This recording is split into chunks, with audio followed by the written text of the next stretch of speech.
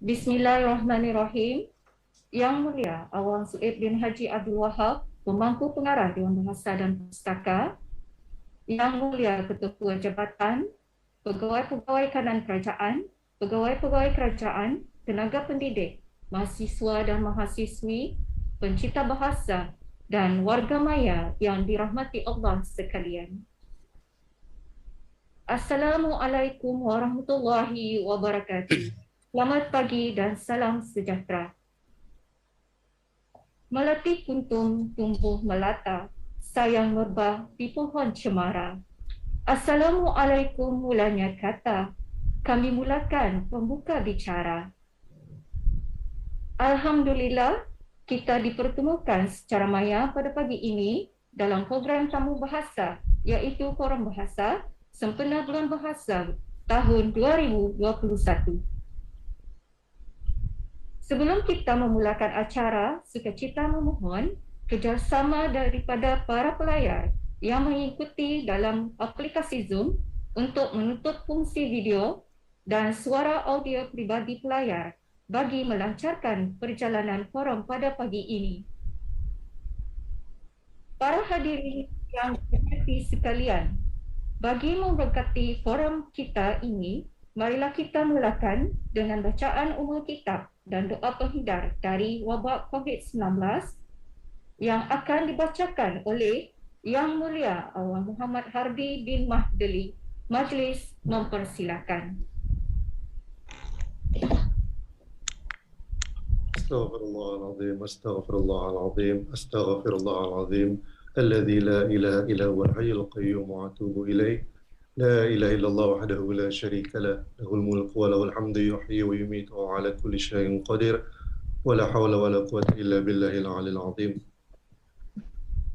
إلى حضرة النبي المصطفى رسول الله صلى الله عليه وسلم وإلى أرواح أزواجه وذريته وأهله وقرابته وأصحابه أجمعين وإلى أرواح المسلمين والمسلمات والمؤمنين والمؤمنات. الفاتحة. Amin, amin, ya Rabbal Alamin. Semoga forum ini beroleh keberkatan dan tidak lupa diucapkan ribuan terima kasih. Persilakan Yang Mulia Awang Suib bin Haji Abdul Wahab, Pemangku Pengarah Dewan Bahasa dan Pustaka, untuk menyampaikan madah ucapan. Majlis dengan segala hormatnya mempersilakan. Yang berhormat Pihak Orang Kaya Pertama Haja Datuk Paduka Awang Haji Pegani, Mahkamah Dewan, Datuk Paduka Awang Haji Rahim, Ahli Majlis Masyarakat Negara, Yang Mulia Dr. Muhammad Najib bin Rashid, Pendidik Bahasa Nabi SAW, yang berhormat Yang Mulia para pelayar yang dirahmati Allah Subhanahu Wa Taala. Assalamualaikum warahmatullahi taala wabarakatuh. Alhamdulillah, bersyukur kita kepada Allah Subhanahu Wa Taala kerana dengan izin serta limpahnya juga kita dapat berkumpul bersama pada pagi ini secara maya dengan dalam menggemakan dan menyemarakkan lagi sambutan Bulan Bahasa 2021. Pagi ini, Tamu Bahasa merupakan satu program pemantapan bahasa Melayu di bawah payung Bulan Bahasa yang dijalankan sepanjang tahun 2021. Kita sedia maklum, Majlis Pelancaran Bulan Bahasa telah diadakan pada 5 Julai 2021 yang lepas. Dan di Dewan Bahasa dan Pustaka telah merangka pelbagai kegiatan untuk menyemarakkan Bulan Bahasa. Walaupun memandangkan situasi pandemik COVID-19 ketika ini, sebahagian kegiatan telah dibuat sesuai mengikut norma baharu yang disesuaikan dengan SOP Kementerian Kesihatan. Dalam arti kata lain, Dewan Bahasa sebagai institusi bertanggungjawab memajukan tetap juga meneruskan kegiatan-kegiatan Bulan Bahasa ini dengan menyesuaikan keadaan-keadaannya.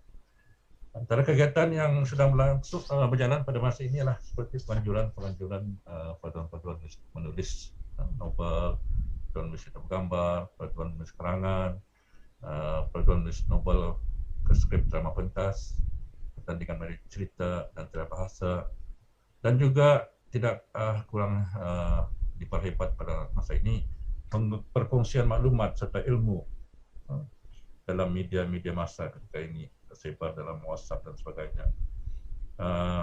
perkara ini boleh dilihat dalam Facebook Dewan Bahasa Pustaka, Facebook Pustaka dan Bahasa, IG DBP seperti Kelinga Bahasa, dan kongsikan maklumat-maklumat tentang bahasa Melayu.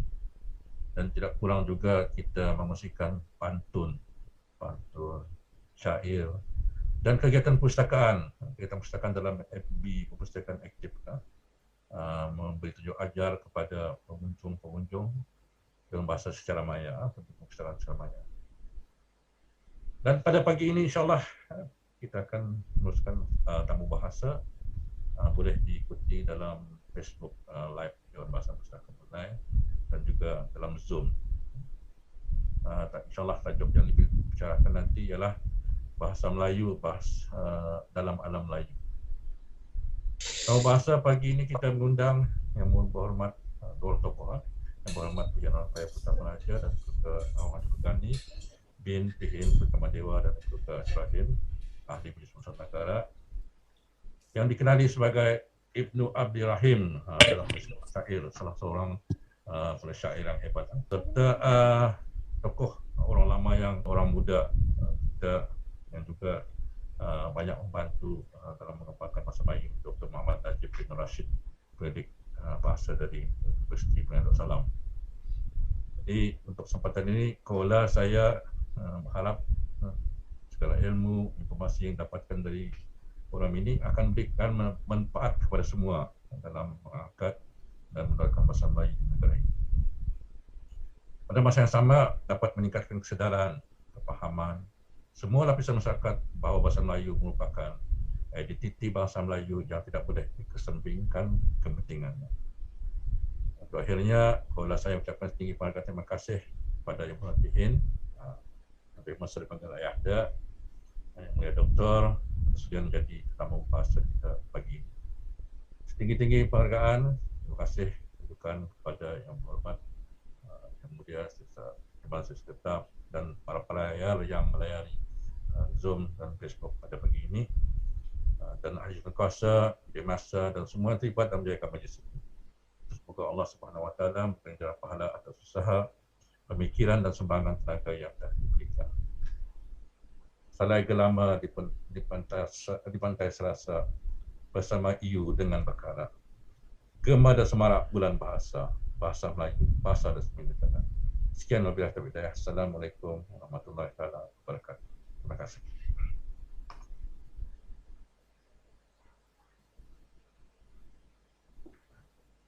Anak merbah di celadahan, berkejar-kejar anak merpati.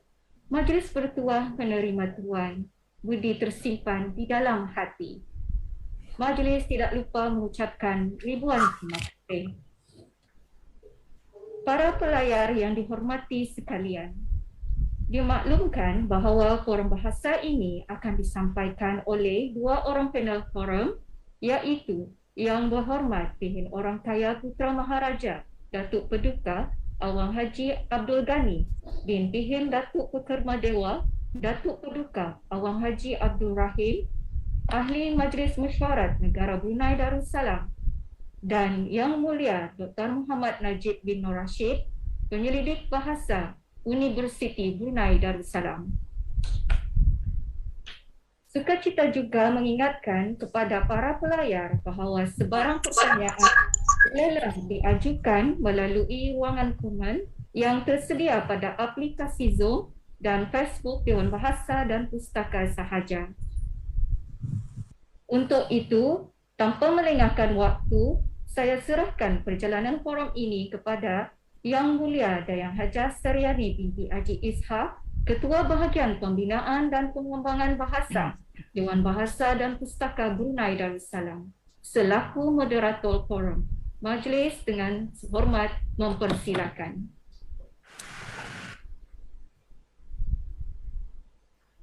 Bismillahirrahmanirrahim. Alhamdulillahirabbil alamin. Wassalatu wassalamu ala asrafil anbiya'i wal mursalin wa ala alihi wa sahbihi ajma'in. Yang berhormat, yang mulia pemangku pengarah Dewan Bahasa dan Pustaka, para pelayar yang dihormati, Assalamualaikum warahmatullahi wabarakatuh dan salam sejahtera. Alhamdulillah, pertama-tama saya panjatkan syukur ke hadrat Allah Subhanahu wa taala kerana dengan izin dan limpah kurnia jua Dewan Bahasa dan Pustaka Negara Brunei Darussalam melalui bahagian pembinaan dan pengembangan bahasa dapat mengungkayahkan forum bahasa pada hari ini, Khamis 30 Safar 1443 Hijrah bersamaan dengan 7 Oktober 2021 sempena bulan bahasa pada tahun ini. Kita semua maklum bahawa pada masa ini, negara yang kita cintai ini, negara Brunei Darussalam, telah dilanda gelombang kedua wabak pandemik COVID-19 yang nampaknya pada masa ini masih belum kelihatan surut. Dan kita masih lagi berjuang dan terus berjuang agar pandemik ini hilang dari bumi Darussalam dengan izin Allah dan mematuhi SOP yang ditetapkan oleh Kementerian Kesehatan. Justru pada hari ini, forum bahasa dikendalikan secara maya dalam norma baharu untuk menggerakkan dan menyemarakkan kegiatan bulan bahasa yang telah dirangka awal. Tajuk forum ini sebagaimana yang telah diwawarkan tadi bahawa iaitu bahasa Melayu dalam alam Melayu yang dapat disaksikan melalui aplikasi Facebook Dewan Bahasa dan Pustaka Brunei dan juga Zoom sebagaimana yang telah dibarigakan awal. Dan ahli panel yang diundang khas pada pagi ini untuk membicarakan tajuk yang telah disebutkan tadi ialah yang mewakili dua generasi, iaitu generasi veteran dan satu lagi mewakili generasi muda. Mereka ialah Yang Berhormat Pehen Orang Kaya Putera Maharaja Datuk Paduka Awang Haji Abdul Ghani bin Pehen Pekerma Dewa Datuk Paduka Awang Haji Abdul Rahim, Ahli Majlis Mesyuarat Negara yang mewakili generasi veteran. Assalamualaikum Yang Berhormat Pehen. Waalaikumsalam warahmatullahi wabarakatuh. Apa kabar? Apa kabar Yang Berhormat Pehen? Alhamdulillah. Alhamdulillah. Macam biasa. Biasanya berkurang lah. Kita ni mestilah mengikuti SOP yang telah ditetapkan ya, Pehen. Baik. Ya, kemudian yang panel kedua pula kita menjemput orang muda ya yang akan membicarakan tajuk forum pada pagi ini iaitu Dr. Muhammad Najib bin Nur Rashid, penyelidik bahasa dari Universiti Brunei Darussalam ya yang mewakili generasi muda. Assalamualaikum Doktor. Waalaikumsalam warahmatullahi wabarakatuh. Selamat pagi Puan Moderator. Selamat pagi. Apa khabar Doktor pagi ini? Alhamdulillah sehat. Apa kabar berseri-seri, alhamdulillah berseri-seri ya ahli panel kita dan nampak wajah-wajah yang mewakili kedua-dua generasi ya pada hari ini.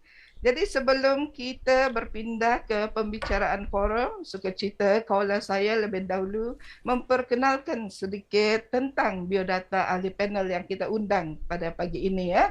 Yang Berhormat Pehen, nama lengkapnya sebagaimana saya katakan tadi, Yang Berhormat Pehen Orang Kaya Putera Maharaja Datuk Paduka Awang Haji Abdul Ghani bin Pehen Datuk Pekerma Dewa Datuk Paduka Abdul Rahim, dan nama pena Yang Berhormat Pehen ialah Ibnu Abdul Rahim. Dan Yang Berhormat Pehen dilahirkan pada 8 Oktober 1946 di Kampung Puni Temburong ya, orang jauh. Tapi sekarang ini tidak lagi jauh Yang Berhormat Pehen, ada jambatan sudah. Ya. Yeah. Dan Berhormat Pehen sekarang ini pada besok harinya, tepat pada besok harinya akan berusia 75 tahun. Selamat ulang tahun ya. Secara awal nih 75 tahun pada esok hari Yang Berhormat Pehen. Terima kasih Nafda Moderator. Alhamdulillah. Dan Yang Berhormat Pehen mula menulis pada tahun 1966 ya. Dan karya Yang Berhormat Pehen yang sudah terbit dalam bentuk buku ialah Syair Madah Permata yang terbit pada tahun 2004 dan 2013, Syair Mutiara Darussalam pada tahun 2009, syair Bingkisan Kasih pada tahun 2011. Sementara antologi bersama yang berhormat Pehin ialah antologi puisi Kembara Merdeka 2 Dekad Meniti Usia dan juga Adun Nan Alun Sebahtera. Dan yang berhormat Pehin pernah belajar dulu di Universiti Malaya dan juga Universiti Lancaster, England pada tahun 1975 dan melihat kepada pengalaman yang berhormat Pehin dalam perkhidmatan kerajaan ini banyak ya, merupakan seorang yang berpengalaman dalam pelbagai bidang ya. Dan yang berhormat Pehin pernah menjadi pensyarah Maktab Perguruan Agama Seri Begawan dalam tahun 1973, pernah menjadi pegawai pentadbir, pernah menjadi ketua pos agung dan pernah menjadi pegawai daerah Temburong, pegawai daerah Tutong, pegawai daerah Belaid.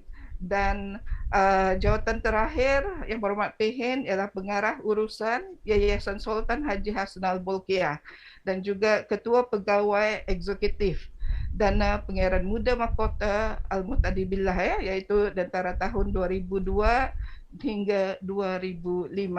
Dan yang berhormat Pehin merupakan ahli Majlis Mesyuarat Negara sejak tahun 2017 ya.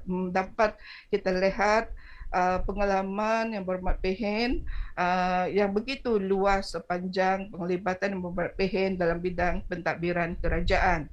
Sementara panel kita seterusnya ialah Dr. Muhammad Najib bin Nur Rashid, penyelidik bahasa dari Universiti Brunei Darussalam. Dan beliau dilahirkan pada 29 Disember 1986 dan berusia 35 tahun ya doktor. Jadi jarak usianya antara yang berhormat Pehin dengan Dr. Nur Rashid ialah 40 tahun ya. Barangkali seperti nenek dengan cucu ataupun antara bapa dengan anak ya. Ya, Dr. Muhammad Najib merupakan penyelidik bahasa di Universiti Brunei Darussalam. Pernah belajar di Universiti Brunei Darussalam pada tahun 2011, melanjutkan pelajaran dan mengambil master dalam sosiolinguistik dengan kepujian di University of Essex, United Kingdom pada tahun 2012 dan menyambung semula ke peringkat PhD di Universiti Brunei Darussalam pada tahun 2018. Beliau juga banyak menghasilkan tulisan baik dalam bahasa Inggeris maupun bahasa Melayu ya, dan juga banyak membuat penyelidikan. Dan penyelidikan yang pernah beliau tulis ialah Falkland, an investigation of language and identity among an adolescent group in Brunei Darussalam, dan juga a study of attitudes towards Malay language and its vitality in Brunei, Malaysia, Indonesia and Singapore. Jadi banyak lagi ya karya-karya beliau yang telah pun diterbitkan dalam bahasa Melayu dan juga bahasa Inggeris. Jadi tanpa melengahkan waktu, kita teruskan forum kita ni pada pagi ini yang bertajuk Bahasa Melayu dalam Alam Melayu. Untuk makluman ahli panel bahawa forum ini akan diadakan sebanyak 3 pusingan. Setiap pusingan masa yang diperuntukkan ialah selama 10 minit kepada setiap panel. Kecuali pusingan ketiga yang hanya diberikan masa selama 5 minit sebagai penggulungan ataupun kesimpulan hasil idea yang dilontarkan. Selama 5 minit. Baiklah, sebagaimana sudah dimaklumkan sebentar tadi bahawa tajuk forum kita ialah Bahasa Melayu dalam Alam Melayu ya.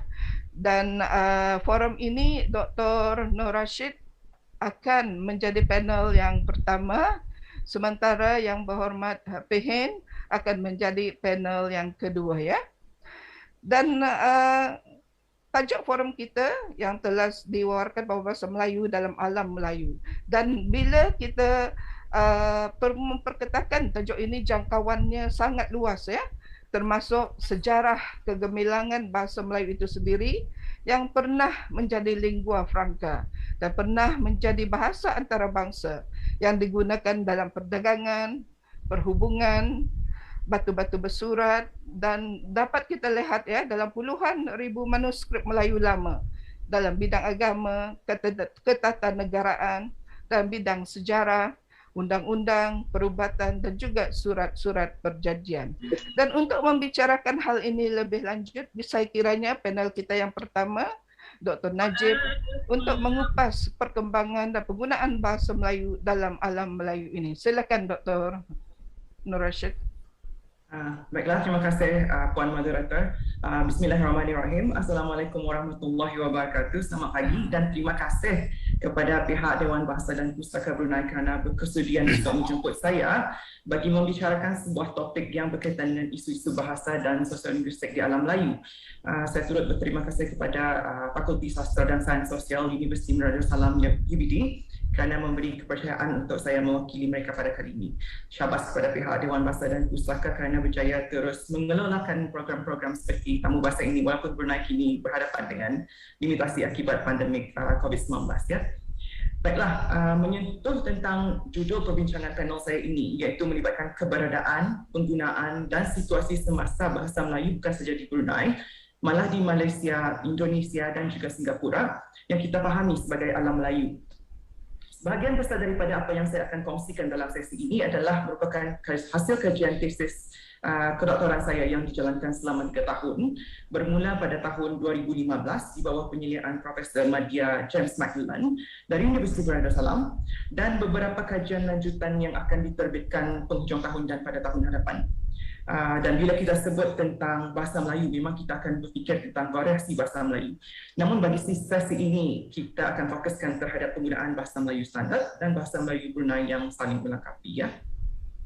Baiklah, kajian tesis yang saya jalankan selama lebih 3 tahun tersebut merupakan penyelidikan multimodal yang bersifat kontemporari yang bukan sahaja melibatkan penutur bahasa Melayu iaitu pengguna bahasa Melayu pada masa hadapan yang terdiri daripada kaum belia yang berpelajaran dan bekerja di Brunei, malah melibatkan 11 orang pakar bahasa dari 2 dari Brunei dan selebihnya dari negara-negara Melayu dan juga antarabangsa memfokuskan terhadap penggunaan semasa dan sikap bahasa dalam kalangan belia Melayu.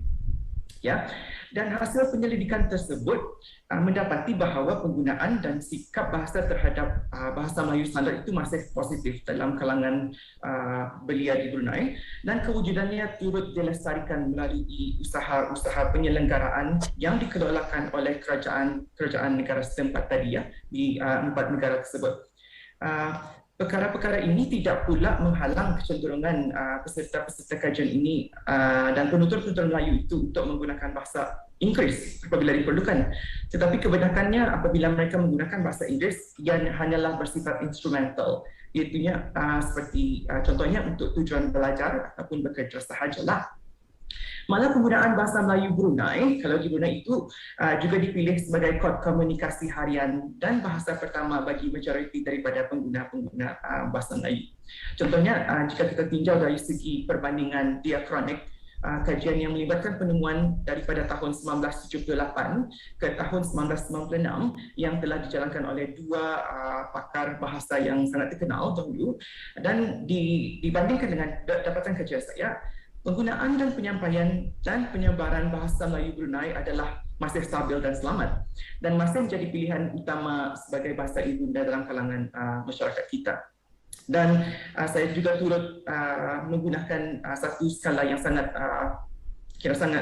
digunakan oleh masyarakat luar, masyarakat antarabangsa, iaitu dipanggil sebagai skala penilaian gangguan antara generasi luasan yang IGETS yang digunakan oleh banyak pakar-pakar bahasa untuk menganalisis keberadaan dan situasi semasa bahasa-bahasa di dalam dunia. Jadinya bahasa Melayu ini diklasifikasikan berdasarkan dapatan yang telah saya analisis, diklasifikasikan pada tahap 1 iaitu national atau regional. Jadinya masih digunakan di serantau ini dan tidak mudah untuk ia pupus jika ia terus digunakan. Dan juga berdasarkan penaklukan hierarki bahasa-bahasa antarabangsa yang pernah dinyatakan dahulu pada awal tahun 2000 dan kemudian pada tahun 2017. Banyak pakar-pakar bahasa, contohnya seperti pakar bahasa seperti Emeritus Profesor Dr. Hajah Asma Omar turut mengakui pengklasifikasian Duiswang, iaitu pakar bahasa antarabangsa, menyatakan bahawa bahasa Melayu ini tergolong dalam bahasa antarabangsa yang bersifat super sentral. Jadinya jika ia bersifat super sentral, ia tidak mudah untuk pupus, ia tidak mudah untuk tidak digunakan. Dan menurut penaklukan ini juga, bahasa Melayu ini masih dipegang teguh oleh komuniti bahasanya lah. Selain itu, kalau saya lihat banyak kajian yang saya jalankan yang melibatkan situasi dui bahasa, menunjukkan penggunaan dan sikap bahasa dalam kalangan orang-orang Melayu itu tidak menunjukkan sifat mendua ataupun binari yang ekstrim. Tetapi ia bergantung kepada kesesuaian konteks dan audiens. Ini adalah kerana ini melibatkan bahasa Melayu dan bahasa Inggeris kan. Ini adalah kerana kedua-dua bahasa Melayu dan bahasa Inggeris ini memainkan peranan yang berbeza dalam masyarakat Melayu. Dan saya dapat katakan bahawa bahasa Inggeris ini tidak akan menggantikan peranan bahasa Melayu sebagai bahasa rasmi kebangsaan dan bahasa perpaduan serta refleksi budaya dan identiti Melayu itu sendiri. Ini adalah kerana kesedaran orang-orang Melayu terhadap kepentingan kedua-dua bahasa masih wujud dan daya hidup bahasa Melayu itu juga tidak terancam, dan kewujudannya seiringan dengan bahasa Inggeris itu tidak mengancam status dan pengekalan bahasa Melayu seperti yang lazimnya didakwa sebelum ini. Tambahan lagi, saya pernah mengkaji isu yang berkaitan melibatkan mahasiswa dan mahasiswi dan tenaga kerja orang-orang Brunei di kota London. Mereka juga menunjukkan nilai-nilai kesetiaan terhadap bahasa Melayu itu sendiri. Lebih-lebih lagi bahasa Melayu Brunei dan yang dianggap sebagai bahasa perpaduan dan bahasa identiti mereka. Namun ya, tidak saya nafikan terdapat perdebatan mengenai pertelingkahan di antara bahasa Melayu dan bahasa Inggeris apabila isu ini turut digunakan sebagai satu perdebatan politik. Ini jelas dapat dilihat di negara-negara jiran ya, namun tidak di Brunei. Malah di negara kita syukur alhamdulillah, sebenarnya sistem politik dan pengiktirafan bahasa Melayu dari segi panduan kenegaraan dan cara hidup seperti Melayu Islam Belajar itu dan pelembagaan sendiri sebenarnya banyak membantu dalam mengekalkan bahasa Melayu itu sendiri. Ya, saya terdapat satu dapatan menarik, iaitu fenomena linguistic insecurity ataupun terdapatnya kurang keyakinan terhadap kemampuan bahasa Melayu itu sendiri. Walau bagaimanapun ini lazim muncul apabila kita cuba membandingkan bahasa Melayu dengan bahasa Inggeris itu dari segi peranan dan kemampuannya dan sebagainya. Ini merupakan sesuatu yang tidak wajarlah kerana sejarah, sifat dan ciri-ciri kedua-dua bahasa ini adalah berbeza. Oleh itu, jika kita bandingkan dua perkara yang berbeza, kesimpulannya tidaklah berapa bagus. Perihal yang sama juga dengan bahasa Melayu tadi kan. Namun jika kita bijak meletakkan peranan, kepentingan dan penggunaan bahasa Melayu di samping bahasa Inggeris, fenomena seperti ini tidak mungkin akan wujud. Contohnya dulu melalui kajian-kajian sosiolinguistik, fenomena ini wujud di Singapura kerana bangsa Melayu di Singapura merupakan kaum yang minoriti dan status bahasa Melayunya juga berkongsi dengan 3 lagi bahasa yang lain. Namun dalam kajian saya berdasarkan laporan 2 pakar bahasa daripada Singapura tersebut, mereka memaklumkan bahawa fenomena ini tidak wujud lagi kerana orang-orang Melayu sana sudah tahu untuk menilai kepentingan bahasa Melayu sebagai bahasa ibunda dan bahasa Inggeris sebagai nilai tambah. Situasi yang sama didapati dalam kalangan responden kajian di negara Brunei Darussalam juga. Dan seperti yang saya jelaskan tadi, hasil penyelidikan saya melibatkan sejumlah besar pengguna bahasa Melayu dalam kalangan belia mendapati penggunaan sikap bahasa terhadap bahasa Melayu sama ada bahasa Melayu Brunei dan bahasa Melayu standard itu adalah positif. Dan keberadaannya dibantu dengan pelestarian melalui usaha-usaha penyelenggaraan yang dikelolakan oleh badan-badan berkepentingan di negara ini. Contohnya Dewan Bahasa dan Pustaka, Universiti Brunei Darussalam, Kementerian Pendidikan dan Radio Televisyen Brunei sendiri yang saya percaya juga bekerjasama untuk mengekalkan penggunaan bahasa Melayu yang baik. Kita juga tidak boleh lupa peranan Melayu Islam Belajar MIB, iaitu komponen M dalam MIB itu juga melibatkan kepentingan berbahasa Melayu bila perlu. Dan termasuk juga undang-undang yang menitik beratkan peranan bahasa Melayu dalam bab 82/1 yang termaktub dalam Perlembagaan Negeri Brunei 1999 1999 yang menyatakan bahasa rasmi bagi Brunei Darussalam adalah bahasa Melayu. Begitu juga dengan bab 5/1 dalam Akta Taraf Kebangsaan 1961 yang mewajibkan warga luar yang ingin mendapatkan kewarganegaraan Brunei untuk mahir dalam bahasa Melayu. Artinya, ya memang saya tidak juga nafikan ya, kebimbangan terhadap kemungkinan keputusan bahasa Melayu ini adalah kerana dari segi kemahiran menggunakan bahasa Melayu standard, iaitu dipanggil sebagai bahasa Melayu tinggi dalam bidang akademik ataupun situasi formal. Perkara ini mungkin terjadi serba sedikit. Namun dalam penyelidikan saya, perkara ini berpunca daripada sikap pelajar-pelajar Melayu sendiri yang menganggap mereka tidak perlu menitik beratkan bahasa Melayu kerana mereka orang-orang Melayu. Ini turut diperakui ya oleh sebilangan guru-guru yang mengajar mata pelajaran bahasa Melayu pada peringkat O-level. Lagipun jika saya pernah menjalankan kajian juga tentang melibatkan statistik mengenai perkaitan keputusan peperiksaan GC O-level dari 10 tahun berdasarkan analisis kuantitatif, tiada berkaitan langsung mengenai kemahiran bahasa Melayu dan bahasa Inggeris. Oleh itu, secara teorinya dan secara praktikalnya, setiap individu itu boleh cemerlang dalam kedua-dua bahasa jika mereka mahu dan bermotivasi untuk mendapatkan kecemerlangan. Dan kalau kita lihat situasi bahasa Melayu di Brunei juga lebih kekal ya, dan mempunyai daya survival yang sangat tinggi dalam ruang lingkup bilingualisme dengan bahasa Inggeris jika dibandingkan dengan negara-negara Melayu yang lain. Perihal ini turut diperakui oleh 11 pakar bahasa yang saya temui, contohnya Asma Omar, Kamsia Abdullah, Muhammad Haji Saleh, Fauzi Syamsuar, dan pakar-pakar bahasa antarabangsa yang meneliti kajian di negara-negara Melayu seperti Andy Kirkpatrick dan Paulo Caluzzi. Melalui temubual yang saya jalankan bersama mereka sebenarnya memuji kejayaan negara Brunei Darussalam dalam mengimbangi kepentingan bahasa Melayu dan keperluan bahasa Inggeris. Antara lain kerana sistem politik yang stabil dan sistem pendidikan yang mendukung aspirasi negara dan sebagainya. Dan mereka turut memperakui sebenarnya keberkesanan falsafah MIB yang mempengaruhi ruang lingkup kehidupan orang-orang Brunei, lebih-lebih lagi orang Melayu. Bagi mereka, MIB ini sebagai satu benteng kepada pertahanan bahasa dan kebudayaan Melayu dari pelbagai aspek. Dalam masa yang sama, rata-rata mereka turut menyatakan bahawa dalam banyak-banyak negara Melayu, negara Brunei merupakan negara yang paling berjaya menerapkan penggunaan tulisan Jawi. Dan sesuatu yang harus kita banggakanlah. Jadi dalam perkembangan bahasa Melayu itu kita berada di dalam keadaan yang selesa ya. Iya, dan juga sebagaimana yang dikatakan oleh Dr. Nur Rashid tadi, kita berada dalam keadaan yang stabil dan selamat dalam konteks negara Brunei Darussalam ya. Itu yang sebagaimana yang dikatakan oleh Dr. Najib tadi ya.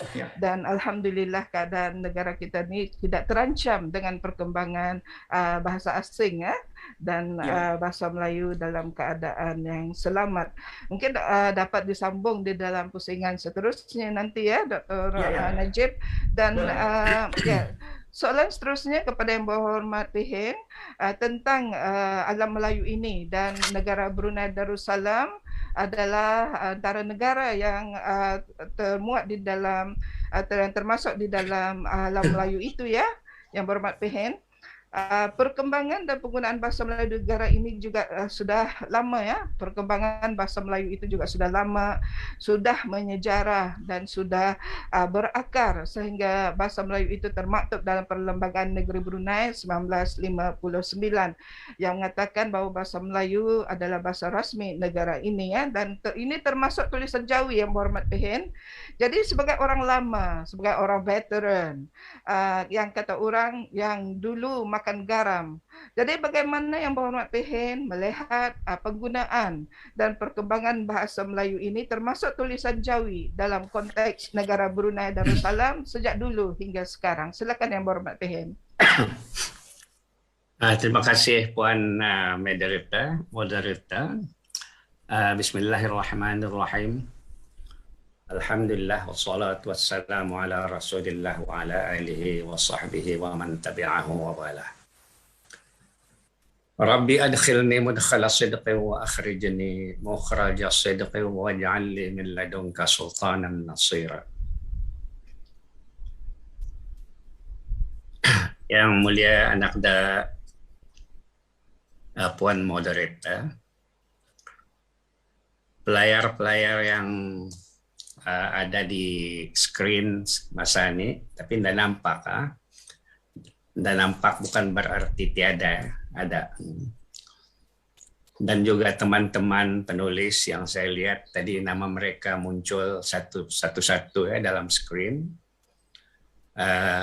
Dan juga peminat-peminat bahasa. Alhamdulillah, terima kasih pada Dewan Bahasa dan Pustaka dalam rangka memeriahkan atau menyemarakkan bulan bahasa pada tahun ini. Diadakan tamu bahasa. Saya lebih suka mengambil kataan tamu itu tetamu. Kalau tamu dalam bahasa Brunei orang berjual-jualan, tapi bolehlah juga dipakai tamu bahasa sebagai bahasa yang poetik, tamu bahasa. Memandangkan tadi majelis kita ini dimulai dengan pantun, saya pun terpanggil untuk mengungsikan dua rangkap syair ya, karena zona yang saya minati adalah syair. Ya. Majelis dimulai dengan basmalah. Basmalah maknanya bismillah. Sambil bertahmid, alhamdulillah. Bersyukur kita ke hadrat Allah atas nikmatnya yang tidak terjumlah. Disertai salawat ke atas Muhammad, Rasul junjungan pembawa rahmat, Nabi terakhir pemimpin umat, Syafi'ul ummah di hari kiamat.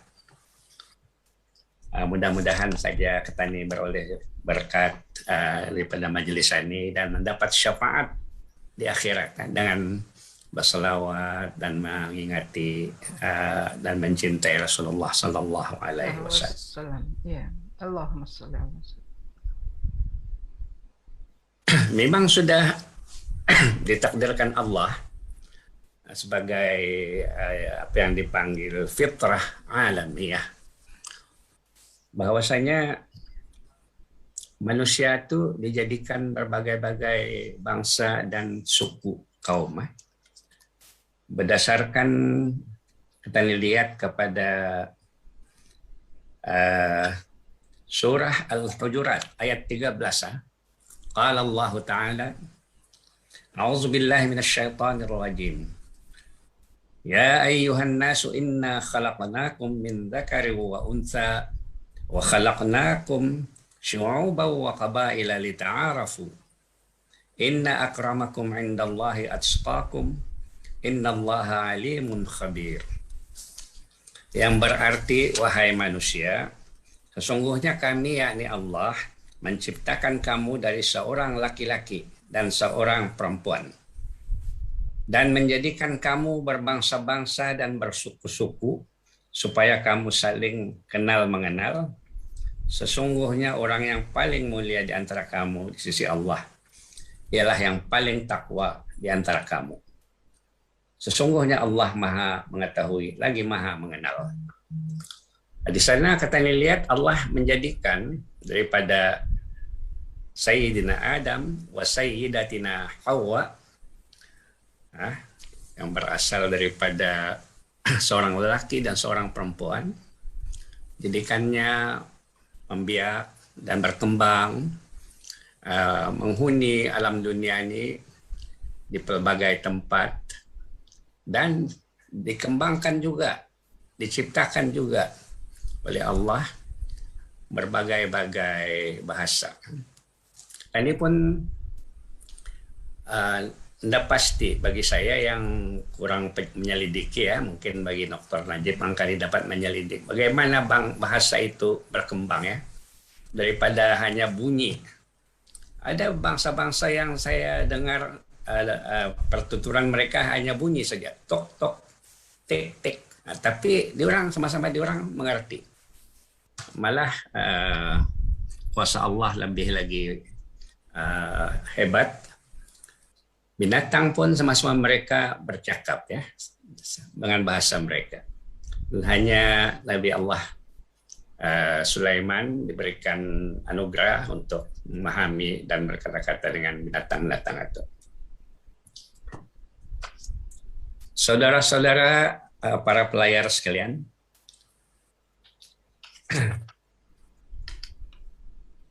mengenai dengan perkembangan bahasa Melayu, Ilok juga ketani menoleh ke belakang ya. Saya dilahirkan tahun 46 dan mula bersekolah pada tahun 53 di Sekolah Melayu Sultan Hasan, Bangar. Pada masa itu umur masuk sekolah 7 tahun. Nah, sekarang dalam 3 tahun sudah memulai prasekolah dan berkembang hingga ke peringkat lebih tinggi. Dan kurikulum pendidikan pada masa itu ada diajarkan bahasa Melayu di sekolah-sekolah. Tapi yang mengherankan saya, dalam darjah 5 saya sudah pandai menulis surat. Jadi saya coba menanyakan arah habis kita. Cobalah suruh anak-anak Katani yang kalau darjah 5, tahun berapa tuh, pandai kan orang menulis surat. Dengan kata-kata yang dimulai dengan kehadapan ayahanda dan bunda yang dikasihi. Semasa berumur 13 tahun, saya sudah berada di Madrasatul Junaid Al-Islamiyah Al-Arabiyah Singapura, sudah boleh menulis surat kepada ayah dan ibu saya ke hadapan ayahanda dan bunda dan meminta sedikit duit dari diorang. Jadi di sana melibatkan sistem pendidikan barangkali ya. Saya lihat anak-anak yang darjah 5 sudah boleh menulis surat. Penggunaan bahasa Melayu pada masa itu lurus. Dari segi nahunya, dari segi tata bahasa dan sebagainya.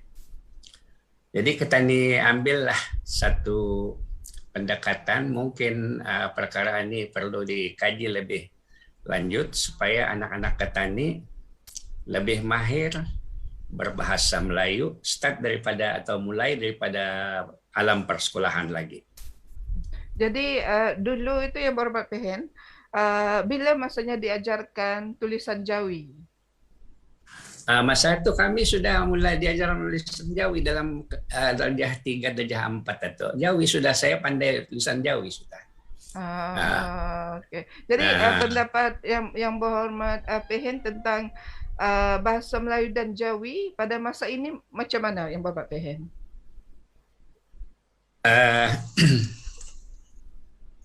Terpaksa saya berterus terang juga lah untuk kebaikan. Jadi tulisan Jawi agak ke belakang sedikit. Pengalaman saya melihatlah keadaan hari-hari. Malah Ketani harus meningkatkan lagi kecintaan Ketani pada tulisan Jawi itu.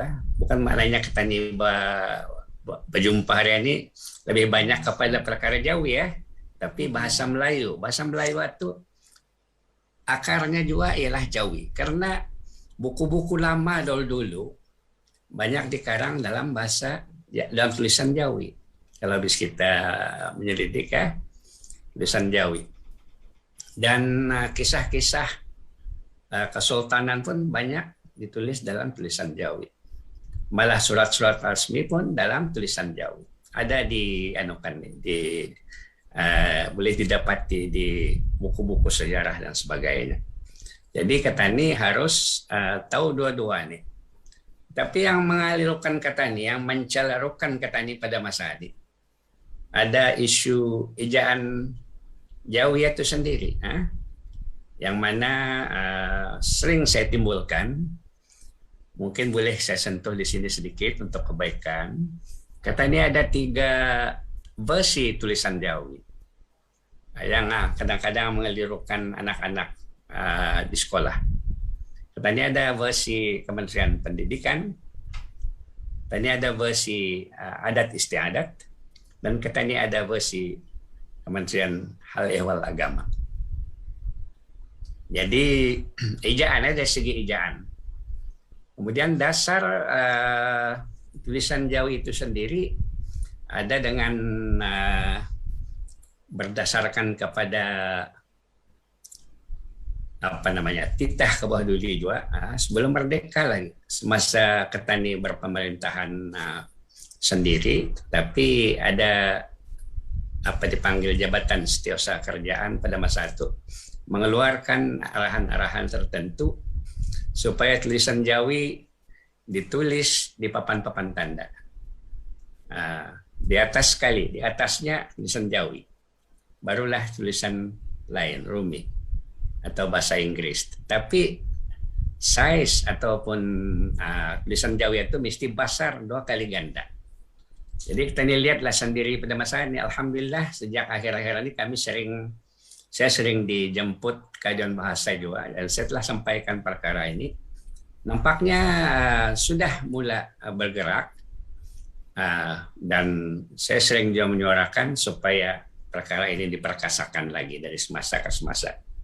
Ya, baiklah ya. Alhamdulillah, demikian tadi beberapa penjelasan daripada kedua-dua panel kita pada pagi ini, dan kita beralih kepada pusingan yang kedua ya, yang mulia Dr. Najib. Dan dalam pusingan kedua ini ada terkait juga dengan apa yang telah dibicarakan dalam pusingan yang pertama tadi ya. Dan untuk panel yang pertama, Dr. Najib, jika kita melihat perkembangan sekarang ini dalam revolusi industri 4.0 ya, generasi baru lebih gemar berbahasa Inggris ya ketimbang dengan bahasa Melayu, dan ini terkait rapat dengan antaranya dengan sistem pendidikan negara SPN 21.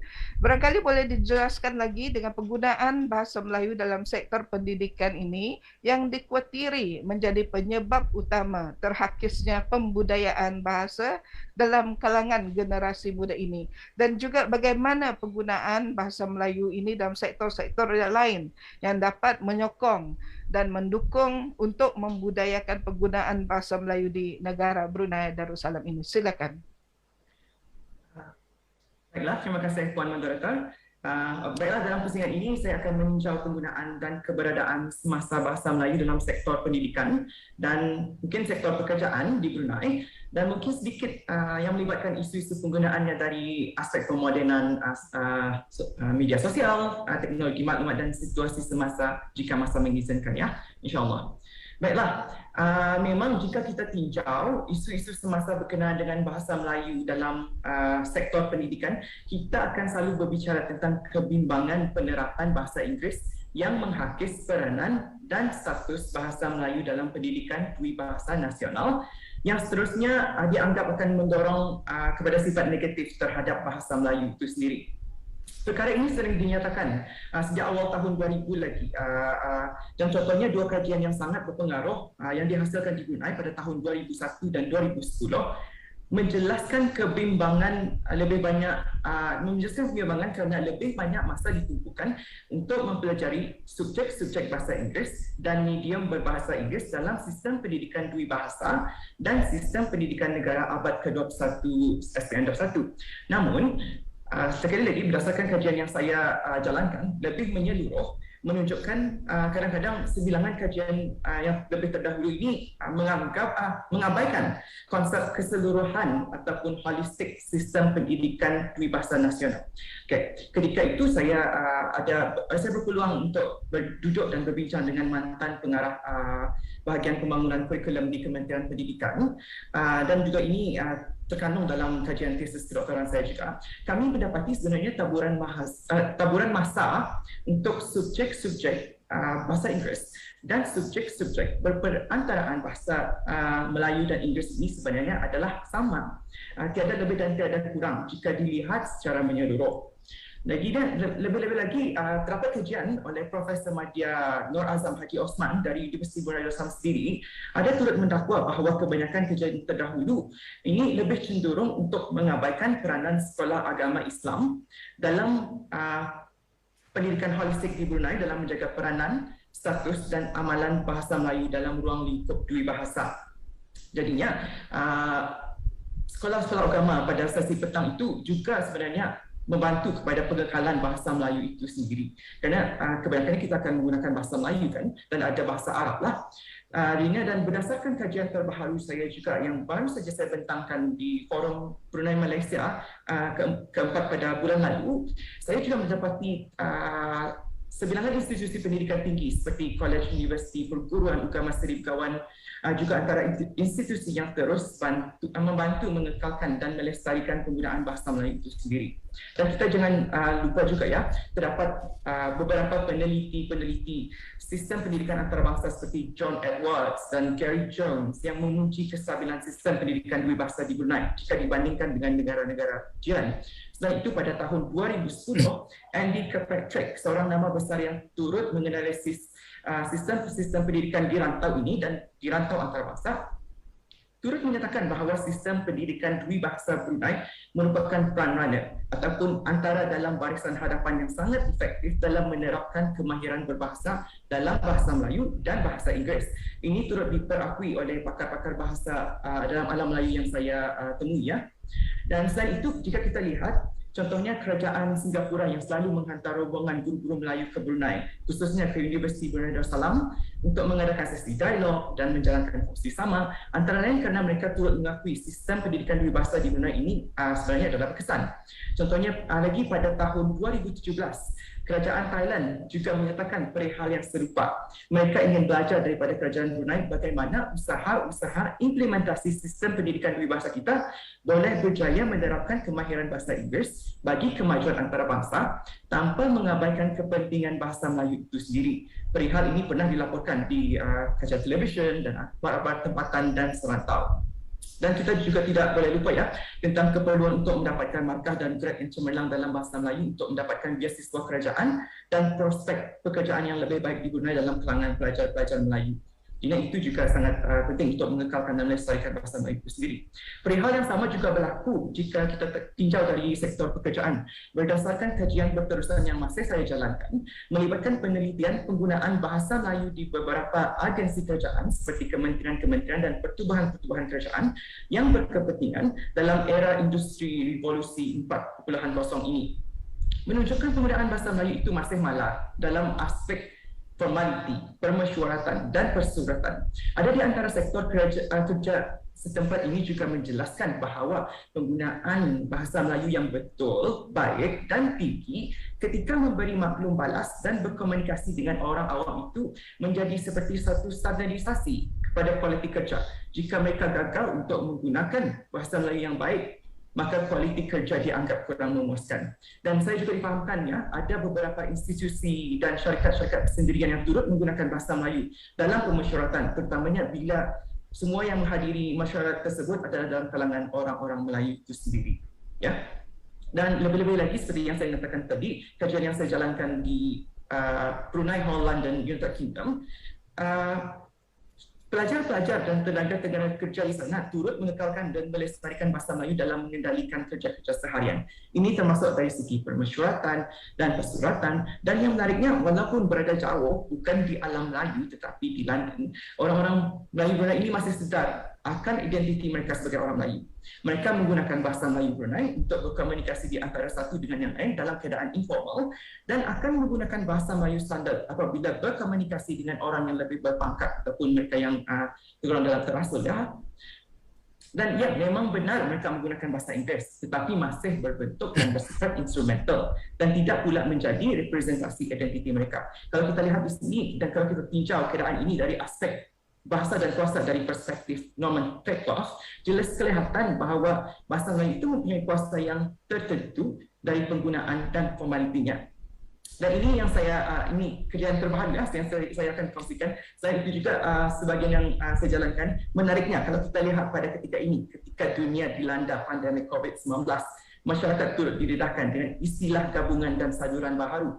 Sebelum kedatangan pandemik, jarang sekali bahkan kita tidak pernah lihat pihak media, tulisan ataupun perbualan mengetengahkan istilah-istilah seperti penjarakan sosial, penjarakan fizikal dan penjarakan selamat. Kini banyak terminologi seperti varian baharu, gelombang jangkitan, sekatan pergerakan, program jejak kontak, suap pantau dan sebagainya turut digunakan. Jelas sini jika kita lihat bahawa bahasa Melayu itu masih relevan dan dinamik, masih digunakan dan sangat tentu.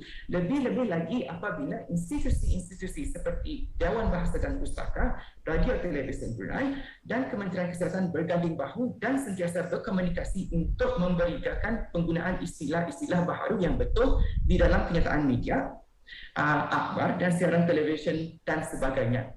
Dan lebih menarik lagi jika kita teliti, terdapat pertumbuhan istilah-istilah bahasa Melayu di Brunei yang bersifat eksentrik seperti sungkup muka ataupun talian kalinya, seakan-akan mempunyai perisa dan identiti kebruneian kita sendiri. Dan istilah-istilah ini dipersetujui dan digunakan dan dipahami bersama orang-orang Brunei. Oleh itu, jika ada orang yang berkatakan bahasa Melayu itu tidak relevan dan tidak bersifat kontemporer, bagaimana pula kita hendak mendebatkan bukti-bukti ini? Ia merupakan sesuatu yang perlu kita fikirkan sematang-matangnya. Ya. Terima kasih Dr. Najib.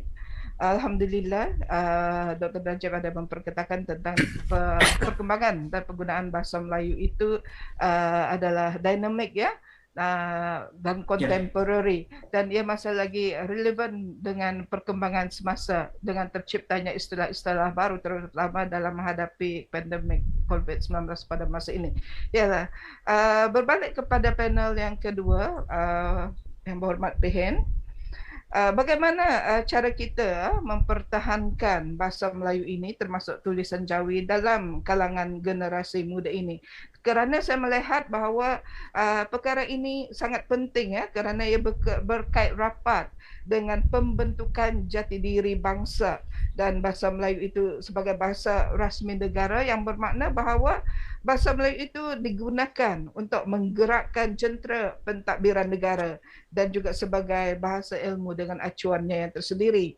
Jadi bagaimana yang berhormat Pehen, barangkali ada cara ataupun idea daripada yang berhormat Pehen, cara kita mempertahankan bahasa Melayu ini dalam kalangan generasi baru. Silakan. Terima kasih Puan Moderator. Saya melihat apa yang diperkatakan oleh anak muda Dr. Najib tadi, banyak perkara-perkara yang perlu kita diperjuangkan terus dan perkasakan. Dan kajian-kajian ilmiah yang dibuatnya adalah suatu yang patut dibergakan. Dapatan-dapatannya mengenai dengan kemerosotan ataupun kelemahan penggunaan bahasa Melayu di kalangan generasi muda, tentu ada sebabnya. Jadi sebabnya ialah semua kita ini ingin kepada kemajuan, dan kemajuan masa ini menjurus kepada pendidikan ataupun bahasa dunia yang unggul ialah English. Jadi kita ini jangan lupa juga pemasyhuran negara kita ini sebagai negara merdeka adalah berakarkan MIB Jadi satu pokok kalau akarnya sudah subur, adalah ada tumbuh ranting, daun dan bunga serta buahnya. Jadi saya menganggap MIB itu ada perkataan M tadi, kata doktor adalah Melayu. Tetapi Melayu di sana adalah segala-galanya Melayu. Melayu di sana jangan kita disalahartikan. Ya bukan hanya cara Melayu, bukan hanya apalagi kue Melayu, tetapi lebih mendalam daripada itu. Melayu di sana adalah yang penting sekali adalah perkataan, bahasanya, jiwanya, dan ketuhanan Melayu dalam negara kita ini. Ini perlukan pembahasan dalam tajuk yang lebih luas. MIB perlu ketani hayati dan amalkan.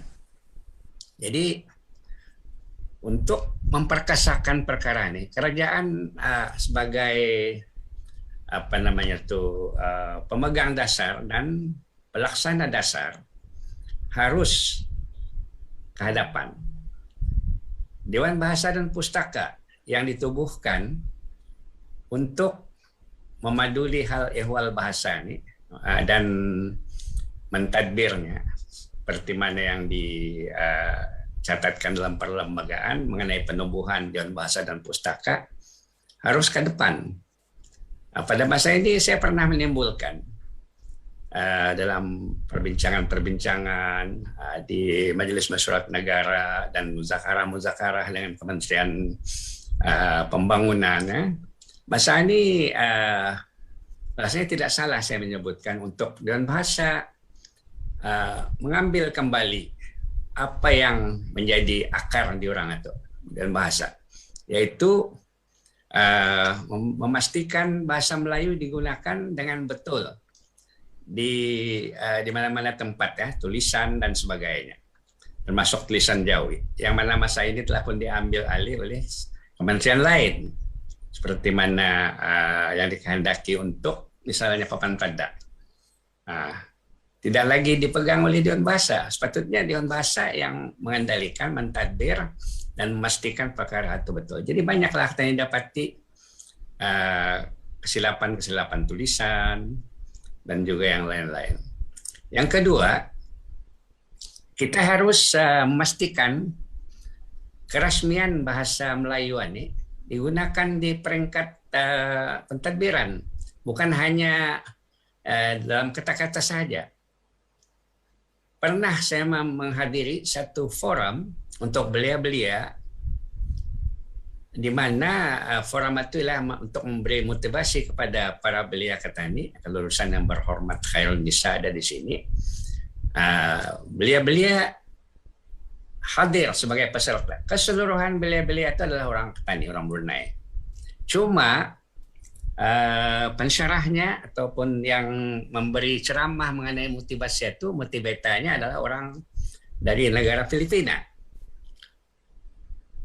Jadi terpaksalah Juaya menyampaikan dalam bahasa Inggris. Tetapi yang ingin saya sebutkan di sini, apabila ada rancangan forum yang diambil bahagian oleh banyaklah peserta-peserta, termasuk pembesar-pembesar Ketani, semuanya bercakap English. Bahasa Inggris kecuali dua orang. Dua orang itu kelulusan ya pendidikan daripada Egypt lah, Mesir lah. Dia orang cakap bahasa Melayu.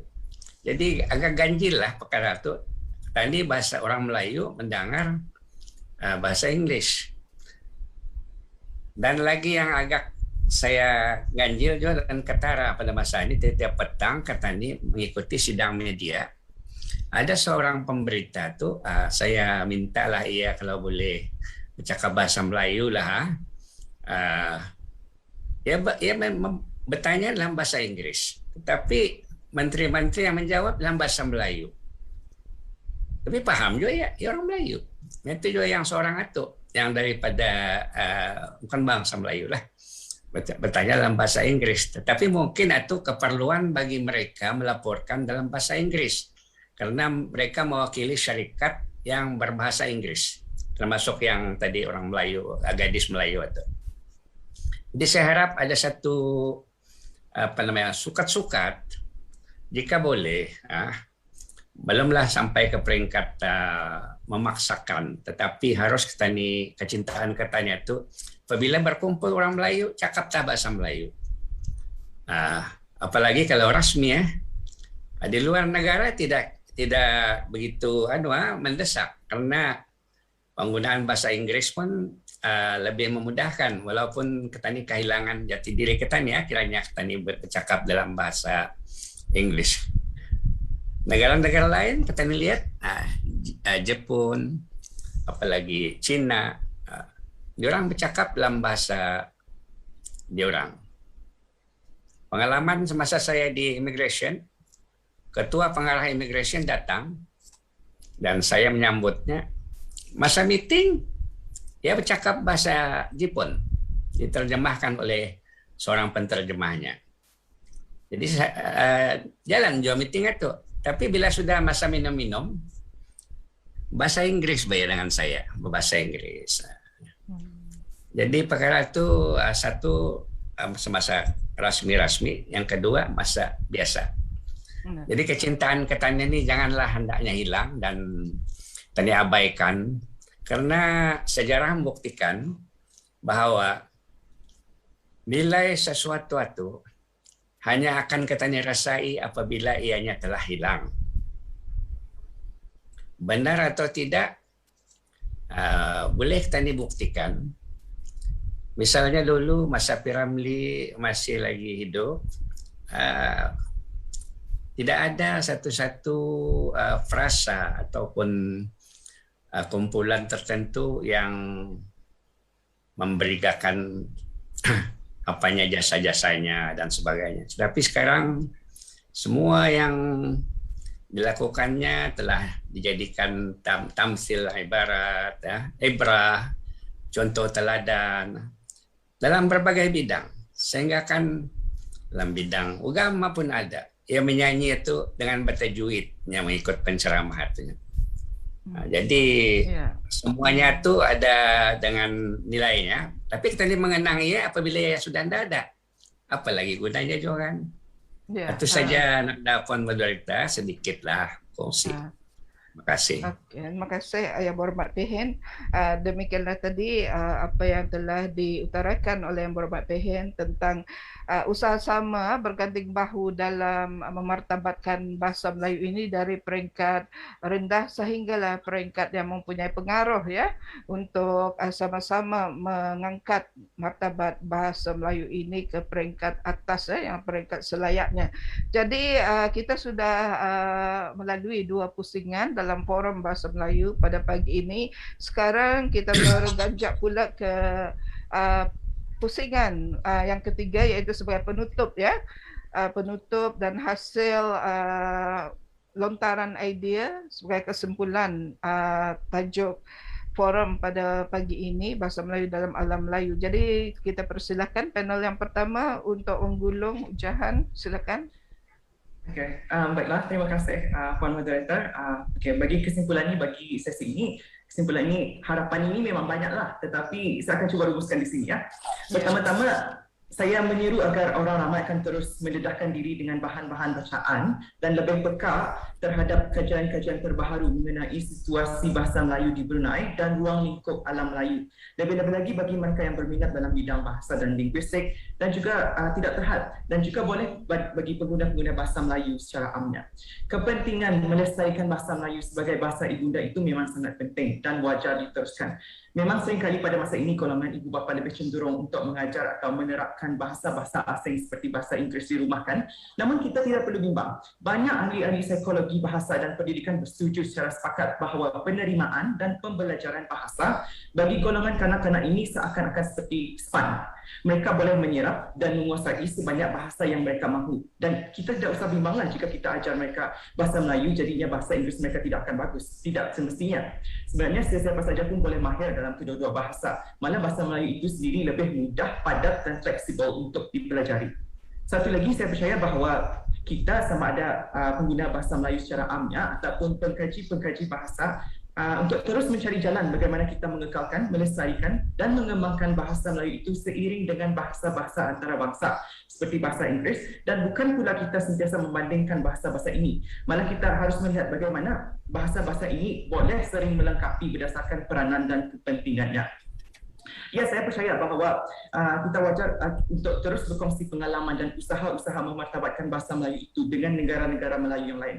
Contohnya melalui Majlis Bahasa Mabing dan pihak Dewan Bahasa dan Pustaka yang memang berusaha ke arah tersebut. Namun kita juga harus fokus dalam memahami situasi sebenar bahasa Melayu di negara kita.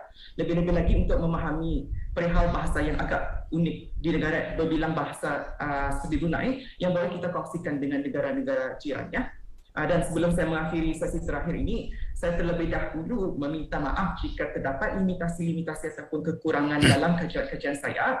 Saya juga mengakui saya masih hijau jika dibandingkan dengan pengkaji-pengkaji yang lebih senior ataupun berpengalaman. Namun saya menganggap perkara ini seperti keindahanlah dalam bidang akademik, khususnya dalam sains sosial. Jika ada kajian terdahulu yang tidak sempurna, ini memberi peluang kepada pengkaji-pengkaji generasi baharu untuk menilai lagi dan menggunakan perspektif akademik. Dan insya-Allah lebih banyak makalah-makalah berdasarkan kajian-kajian mengenai bahasa Melayu yang saya jalankan akan diterbitkan untuk bacaan umum dan pengetahuan orang ramai. Dan dalam hal yang sama, saya juga terbuka untuk menerima kritikan terhadap penyelidikan saya tersebut dari segi akademik. Dan mengakhiri sesi saya pada pagi ini, saya turut menyeru orang ramai, khususnya orang-orang Melayu kita, untuk terus mendukung hasrat negara untuk mengekalkan dan melestarikan penggunaan bahasa Melayu di Brunei. Kedua-duanya, bahasa Melayu Brunei ataupun bahasa Melayu standard, dan terus berganding bahu menyokong usaha-usaha Dewan Bahasa dan Pustaka Brunei dan Majlis Bahasa Mabim Brunei dalam mereka bungkus-lumus mempertahankan kepentingan dan penggunaan bahasa Melayu ini. Secara personalnya, pada pagi ini, saya turut berikrar akan terus berada di belakang pihak Dewan Bahasa dan Pustaka dan Majlis Bahasa Mabim Brunei dalam bersama-sama memperjuangkan bahasa Melayu kita. Terima kasih. Okay. Terima kasih Dr. Najib, satu pergulungan yang baik, dan kita teruskan kepada Yang Berhormat Pehin untuk menggulung hujahan tentang tajuk forum kita pada pagi ini. Silakan Yang Berhormat Pehin. Terima kasih anak dan moderator. Pertama-tama saya ingin mengucapkan terima kasih juga atas usaha Dewan Bahasa dan Pustaka yang telah menyertakan saya ya dalam jabatan kuasa tertinggi sambutan Bulan Bahasa. Nah, ini dalam rangka Ketani merayakan Bulan Bahasa John ya. Yang kedua, saya bersetuju dengan saranan Dr. Najib tadi supaya orang Ketani akan senantiasa memperkasakan bahasanya di kalangan semua pihak. Whole nation approach dan perkembangan bahasa Melayu juga dan tulisan Jawi juga haruslah berteras dan berakarkan perkembangan ilmu pengetahuan. Tidak boleh yang lain, mesti ilmu pengetahuan juga. Pasal apa? Dengan ilmu pengetahuan lah Ketani dapat menjadikan negara Ketani maju. Saya ingin menimbulkan atau menyarankan beberapa perkara secara ringkas saja supaya Ketani memperkasakan lagi perkembangan bahasa Melayu dan tulisan Jawa ini melalui bidang pendidikan dan juga kegiatan-kegiatan dan bahasan pustaka ya. Kemudian perkasakan lagi ilmu mengenai bahasanya. Banyak di kalangan Ketani yang belum kenal apa dia pantun, apa dia syair, apa dia puisi.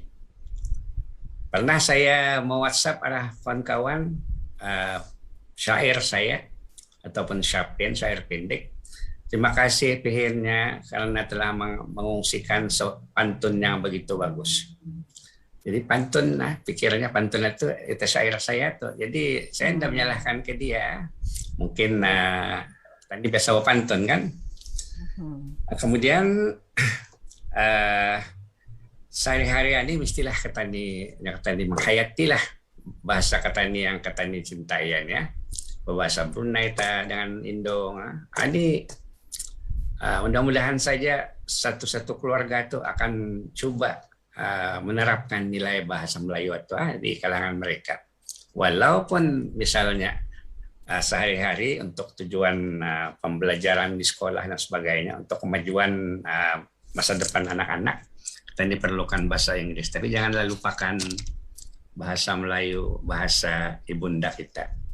Itu sajalah anaknya. Terima kasih. Terima kasih Yang Berhormat Pehin. Para pelayan dihormati sekalian, demikianlah tadi forum dengan tajuk Bahasa Melayu dalam Alam Melayu yang dilontarkan idenya oleh dua orang panel yang dijemput khas oleh Dewan Bahasa dan Pustaka, Yang Berhormat Pehin dan juga Dr. Najib. Dan di sini ada beberapa soalan yang dikemukakan oleh pelayar ya. Saya kalau lontarkan dulu kepada Yang Berhormat Pehin, ada soalan ya. Bagaimanakah orang-orang dahulu mengekalkan kemahiran Jawi sejak dari kecil hingga kini? Kerana pada zaman moden sekarang, setengahnya kemahiran Jawi terhenti. Kemahiran Jawi mereka terhenti setelah tamat agama dan tidak kekal hingga dewasa. Terima kasih. Ini satu soalan yang bagus dan perlu pengupasan sedikit.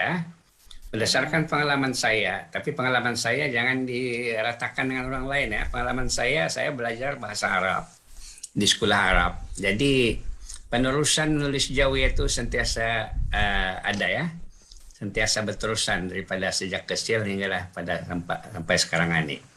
Tapi bagi orang-orang yang awam, dengan tamatnya diorang barangkali datiah 6 agama, kemungkinan mereka fokus mereka sudah arah lain, arah pendidikan amah. Jadi untuk itu saya sarankanlah kepada ini dengan bahasa lagi balik juga semula berperanan juga. Misalnya kata ini menggunakan media-media massa, media cetak, media elektronik, untuk memberitakan tulisan Jawi ya, apa keperluan sekalipun. Antaranya yang paling penting saya melihat di negara lain mereka tidak segan-segan menggunakan tulisan bahasa mereka. Di Thailand, di Jepun, di jalan-jalan raya tuh, nama-nama jalan ataupun papan-papan tanda dan sebagainya. Tadi berikan supaya tulisan Jawi itu dapat dilihat dan dipahami oleh masyarakat. Walaupun kata ini berpandangan bahwasanya itu mungkin menyusahkan orang para pelancong dan sebagainya. Itu perkara lain. Perkara yang utama ialah kata ini dengan jati diri kata ini melihatkan bahwasanya Jawi itu adalah satu budaya kata ini yang perlu dijaga. Dan juga mungkin ini bagi kementerian-kementerian yang berkenaan. Misalnya Kementerian Pelancongan. Saya beberapa kali sudah mengutarakan supaya diadakan juga papan-papan tanda yang besar-besar di tempat yang strategik. Misalnya roundabout di lapangan terbang. Masuk saja ke Brunei, buatlah di sana apa-apa yang boleh memaparkan tulisan Jawi. Berdasarkan mungkin dengan ayat Quran, ambil satu bahasa terjemahannya buat Jawi, selamat datang ke Basar-Basar, dan lain-lain saranan lagi supaya orang ramai tahu Jawi ini adalah sesuatu yang perlu dihargai dan diberikan dan dihayati. Terima kasih Mbak Pehin. Ya, kita ada banyak soalan yang dilontarkan pada pagi ini. Soalan berikutnya kepada Dr. Najib ya. Daripada Sifa Yo, beliau mengucapkan ribuan terima kasih kepada panel pertama yang banyak memberikan perspektif baharu mengenai bahasa Melayu di Nusantara. Namun kita selalu mendengar istilah saduran dari bahasa Inggeris ke bahasa Melayu. Boleh panel pertama terangkan jika ada bahasa Melayu menyumbang kepada bahasa Inggeris? Silakan.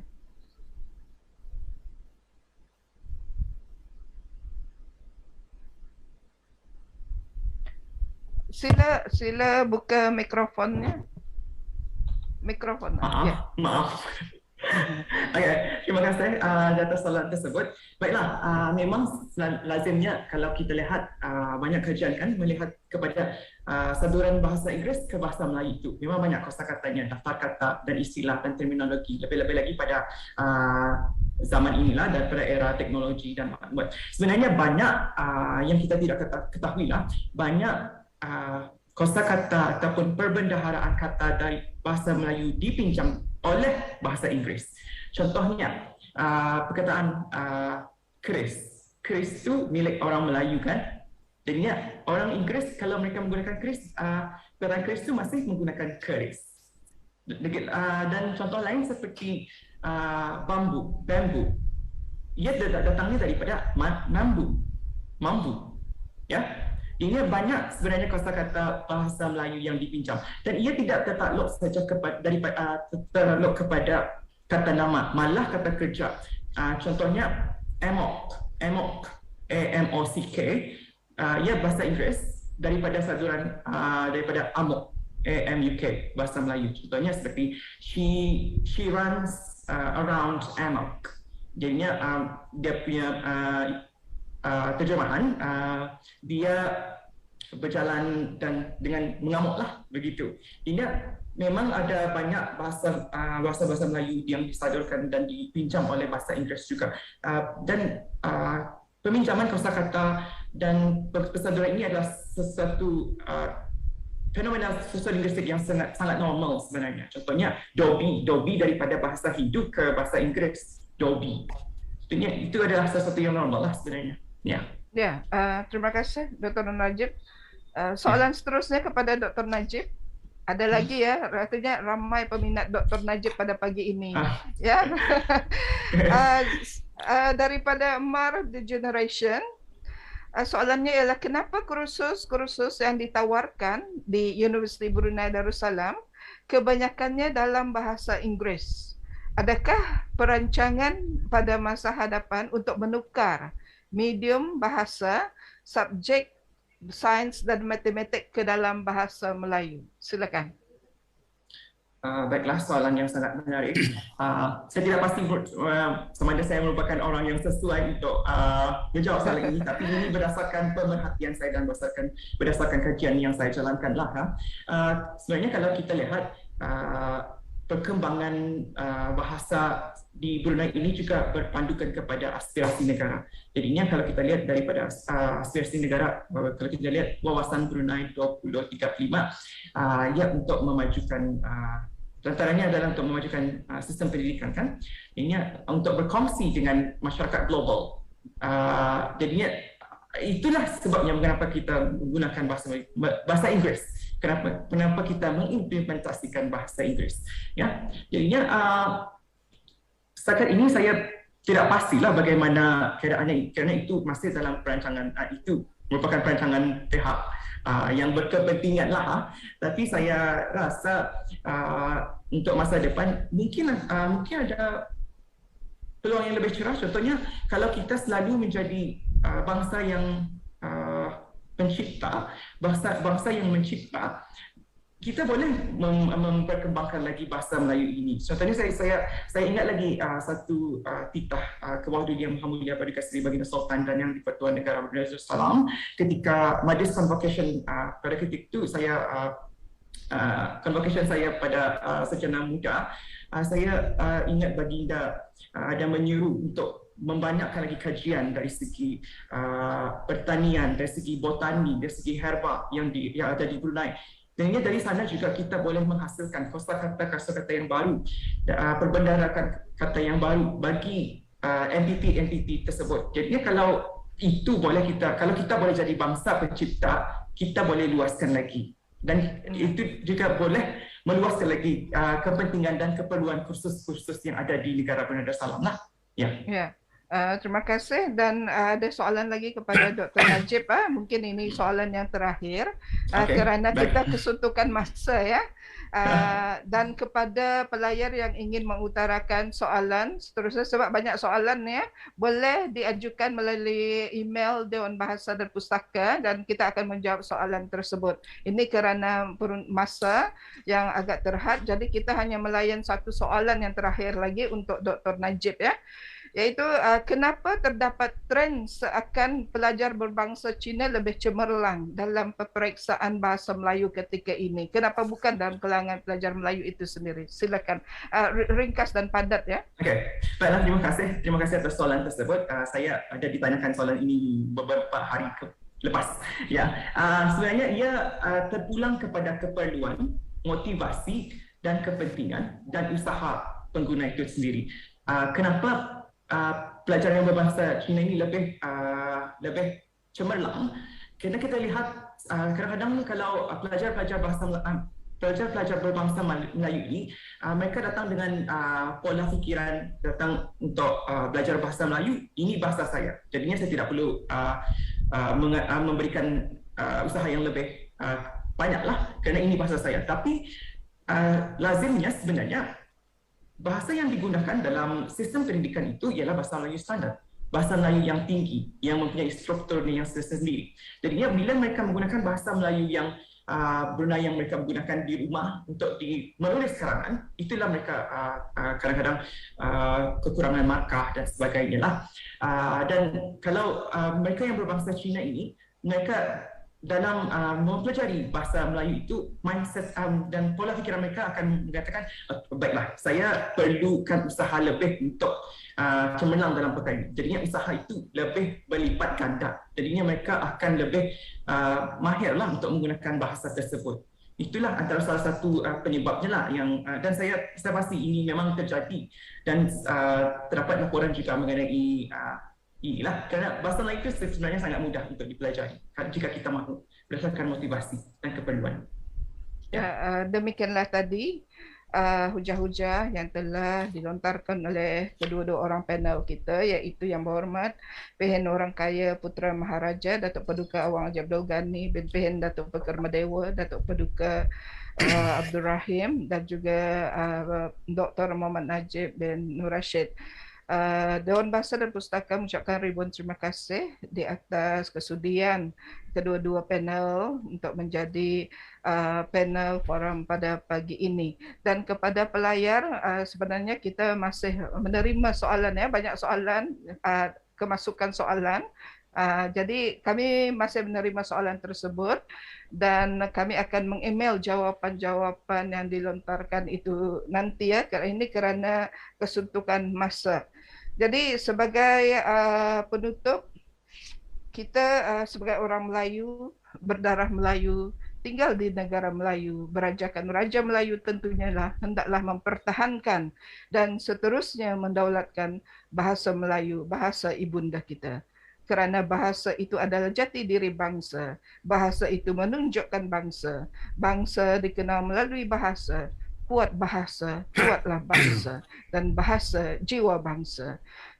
Tingkap papan kayu persegi, sampan tersakat di pulau angsa. Indah tampan kerana budi, tinggi bangsa kerana bahasa.